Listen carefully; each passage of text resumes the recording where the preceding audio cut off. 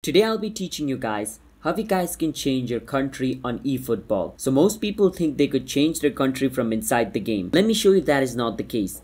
I'm going to go in extras and I'm going to go in user information and then user details. Now from over here, of course I can change my username, but if I click on my country, I cannot change it because once you open eFootball and set a country, it's going to be set like that permanently. If you want to change it again, the only thing you can do is just close your eFootball app and then delete the eFootball app from your mobile.